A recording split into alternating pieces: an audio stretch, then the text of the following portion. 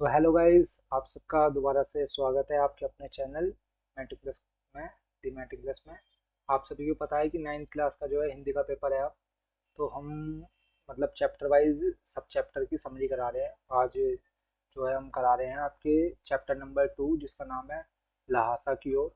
इसकी हम समरी कराएंगे, डिटेल समरी होगी, कोई दिक्कत नहीं आएगी आपको। ठीक। बाकी इसके लेखक के बारे में भी बताएंगे। हालांकि पहले हम समरी करते हैं, ठीक, ज़्यादा नहीं, जल्दी जल्दी करते हैं, ठीक।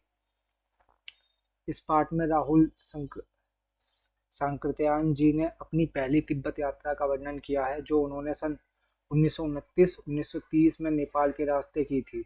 चूंकि उस समय भारतीयों को तिब्बत यात्रा की अनुमति नहीं थी, इसलिए उन्होंने यह यात्रा एक भिकमंगों के छद्रावेश में की थी, ठीक, मतलब भिकमंगे बन के की थी एक तरह का, ठीक। लेखक की यात्रा बहुत वर्ष पहले, जब फटी क्लेडीपोड का रास्ता नहीं बना था, तो नेपाल से तिब्बत जाने के लिए एक ही रास्ता था। इस रास्ते पर नेपाल के लोगों के साथ साथ भारत के लोग भी जाते थे। यह रास्ता व्यापारिक और सैनिक रास्ता भी था, इसलिए इसे लेखक ने मुख्य रास्ता बताया है। तिब्बत में जाति पाति छुआछात का सवाल नहीं उठता। तो ये आपको चीज ध्यान रखनी है, क्या किस चीज का सवाल नहीं उठता तिब्बत में जाति पाति का कोई सवाल नहीं उठता, छुआछात का कोई सवाल नहीं उठता। वहाँ औरतें पर्दा नहीं डालती थी। वहाँ क्या था? वहाँ औरतें पर्दा नहीं डालती, मतलब पर्दा नहीं करती थी। चोरी की आकांक्षा के कारण भिखमंगों को कोई घर में घुसने नहीं देता था। और वहाँ पे जो होता है, चोरी की आकांक्षा के कारण, चोरी मतलब एक डर के कारण वहाँ पे भिखमंगों को घर में घुसने नहीं देता था, है। नहीं तो अपरिचित होने पर भी आप घर के अंदर जा सकते थे, वरना आप, अगर ऐसा नहीं होता, अगर आप देखेंगे वो चोरी का डर नहीं होता, वरना आप अपरिचित अपरिचित मतलब जानते भी ना हो तो भी आप घर के अंदर जा सकते थे। और ज़रूरत अनुसार अपनी झोली से चाय दे सकते थे, ठीक। घर की बहू अथवा सास उसे आपके लिए पका देगी, है। प्रियकत चीनी किले से जब यह चले, तो एक व्यक्ति को दो चीटे राहदारी देकर थोड़ला के पहले के आखिरी गांव में पहुंच गए। वहां सुमित, मंगोल भिक्ष, राहुल का दोस्त, पहचान तथा भिखारी होने के कारण रहने को अच्छी जगह मिली। 5 साल बाद वे लोग इसी रास्ते से लौटे थे। तब उन्हें रहने की जगह नहीं मिली थी और गरीब के झोपड़ी में ठहरना पड़ा था, क्योंकि वे भिखारी नहीं बल्कि भद्र यात्री के वेश में थे, ठीक। अगले दिन राहुल जी एवं सुमित जी को एक विकट डाडा थोडला पार करना था। डोडे तिब्बत में सबसे खतरे की जगह थी, ठीक। ये सबसे खतरे की जगह क्या थी? डोडे तिब्बत में सबसे खतरे की जगह थी, ठीक। 16-17 हजार फीट ऊंचे, ठीक। तो कितनी हजार फीट ऊंचाई पे था ये? तो ये था करीब करीब 16-17 हजार फीट ऊंचाई। ऊंची होने के कारण दोनों ओर गांव का नामो निशान न था, ठीक। डाकुओं को छिपने की जगह जगह तथा सरकार की नरमी के कारण यहाँ अक्सर खून हो जाते थे। चूंकि वो लोग भिखारी के वेश में थे, इसलिए हत्या की उन्हें परवाह नहीं थी, परंतु ऊंचाई का डर बना था। दूसरे दिन उन्हें डांडे की चढ़ाई घोड़े से की, जिसमें उन्होंने दक्षिण पूर्व और बिना बर्फ और हरियाली के नंगे पहाड़ दिखे, तथा उत्तर की ओर पहाड़ों पर कुछ बर्फ दिखी। उतरते समय लेखक का घोड़ा थोड़ा पीछे चलने लगा और वे बाएं की ओर 1.5 मील आगे चल दिए।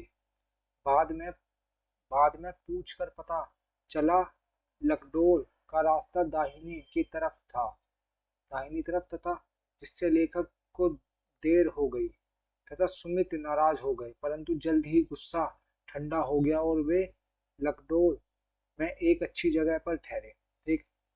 वे अब वे अब तिट्टी के मैदान में थे, जो कि पहाड़ों से घिरा टापू टा, टापू था। सामने एक छोटी सी पहाड़ी दिखाई पड़ती थी, जिसका नाम टिट्टी समाथि गिटी था। आसपास के गांवों में सुमित के बहुत परिचित थे। वे उन उनसे जाकर मिलना चाहते थे, परंतु लेखक ने उन्हें मना कर दिया और लहासा पहुंचकर पैसे देने का वादा किया। सुमित मान गए और उन्होंने आगे बढ़ना शुरू किया। उन्होंने सुबह चलना शुरू नहीं किया, ठीक किया था, ठीक, इसलिए उन्हें कड़ी धूप में आगे बढ़ना पड़ रहा था। वे पीठ पे अपनी चीजें लादे और हाथ में ठंडा डंडा लिए चल रहे थे। सुमित एक और यजमान से मिलना चाहते थे, इसलिए उन्होंने बहाना कर टोकर विहार की ओर चलने का कहा।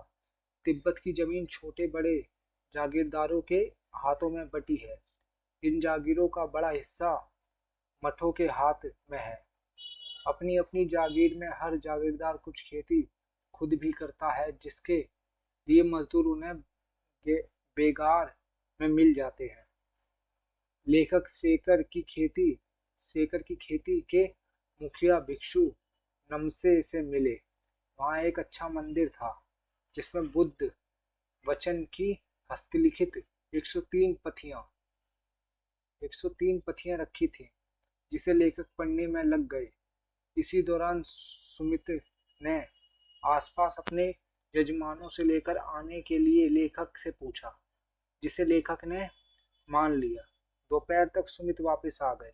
क्योंकि टिट्टी वहां से ज्यादा दूर नहीं था, इसलिए उन्होंने अपना सामान पीठ पर उठाया और नमसे से विदा लेकर चल दिए। सुमित का परिचय। वह लेखक को यात्रा के दौरान मिला, जो एक मंगोल भिक्षु था। उनका नाम लोब्सटोक था। इसका नाम ये आपको याद रखना है, लोब्सटोक था। इसका अर्थ है सुमित प्रज। अतः सुविधा के लिए लेखक ने उसे सुमित नाम से पुकारा। देखिए ये चीज तो हो गई, पर इसमें एक और चीज जो रहती है जो बच्चे छोड़ देते हैं, वो होता है सबसे ज्यादा इंपॉर्टेंट, लेखक का परिचय। कई बार आपसे लेखक के परिचय से डायरेक्ट क्वेश्चन पूछ लेता है, तो मैंने काफी ब्रीफ में कर दिया ऐसे। देखो लेखक का नाम है राहुल संक्रायत्यान, ठीक। इनका जन्म 1893 में उनके ननिहाल गांव 15 जिला आजमगढ़ में हुआ। आजमगढ़ उत्तर प्रदेश में पड़ता है, ठीक। इनका मूल नाम केदार पांडे था। इनकी शिक्षा काशी, आगरा और लाहौर में हुई, ठीक। कहाँ कहाँ पे हुई इनकी शिक्षा काशी, आगरा और लाहौर में हुई। सन 1930 में इन्होंने श्रीलंका जाकर बौद्ध धर्म ग्रहण किया। इन्होंने क्या करा, श्रीलंका जाकर बौद्ध धर्म ग्रहण कर लिया। सन 1963 में इनका देहांत हुआ। इनका देहांत कब हुआ, 1963 में, ठीक। देखो इसमें से अगर मैं मेन जो चीज कहूँ तुम्हें क्या याद रखना है, देखो वो चीज है ये, इनका जन्म मत भूलना कब हुआ, और इनका देहांत मत भूलना कब हुआ, ठीक। इनका असली नाम मत भूलना कब हुआ, बस इतना ध्यान रखो, ये बहुत जरूरी हो जाएगा। इसे भूल गए तो फिर दिक्कत हो जाएगी तुम्हारे, कि पेपर में काफी चांस होते हैं आने, ठीक। तो जैसा कि आप सब जानते हैं, मेरा नाम मुरली कार्तिक। आपको अगर इस मतलब समरी में, चैप्टर की समरी में कुछ भी परेशानी आई हो, दिक्कत आई हो, आप बेशक कमेंट कर सकते हैं। मैं आपकी परेशानी ज़रूर सुनूंगा और उसको हल भी करूंगा, ठीक। बाकी आप ज़रूर बताएं आपको कैसी लगी वीडियो, ठीक। धन्यवाद आप सभी का यहाँ तक वीडियो देखने के लिए। आशा करता हूँ कि आप सभी का पेपर बहुत अच्छा रहे। धन्यवाद।